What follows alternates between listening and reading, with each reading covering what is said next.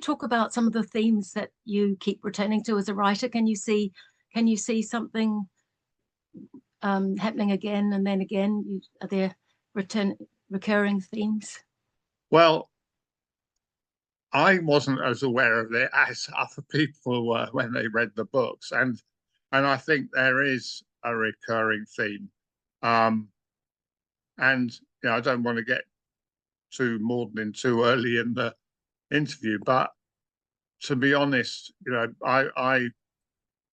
my situation was that I was sort of sent away to school quite young, and it was a pretty unpleasant environment, especially for I was small and weedy, as well as being a bit of a sort of bookish child, which is not the ideal personality for a very tough and uncompromising and frankly sadistic boys' English prep school.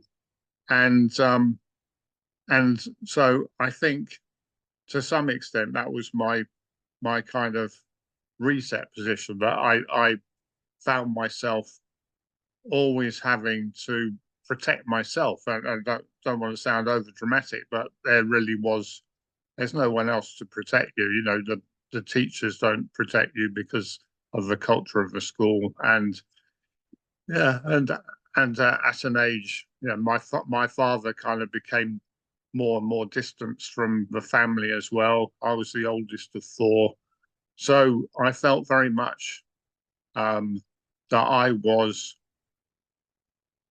both the one who had to look after other people to a degree, including my mother, and I didn't get much support or care for myself, and I'm not complaining about that, because that's made me the person I am, and I'm relatively happy about what I've achieved in life and now with my writing.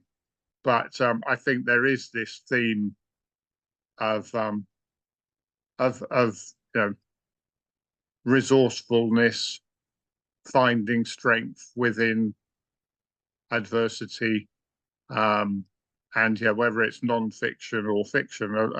I can see now that a lot of my stories are about overcoming the odds and coming from a position of disadvantage. So I think, yes, I think that is a recurring theme. And I noticed, and I hadn't even thought about it at all, but I've written some Brian the Bear children's books, and the second one, Brian the Flying Bear, it often travel and planes and dislocation, they often come into it. And that's fairly obvious when you talk about my adult book, Final Approach, My Father and Other Turbulence. But even with Brian the Flying Bear, it's about a little bear being abandoned and having to find his way home from Spain to home in England. So yes, and I didn't even tweak that, but it seems even the Brian the Bear books to some degree about it. And my wife says,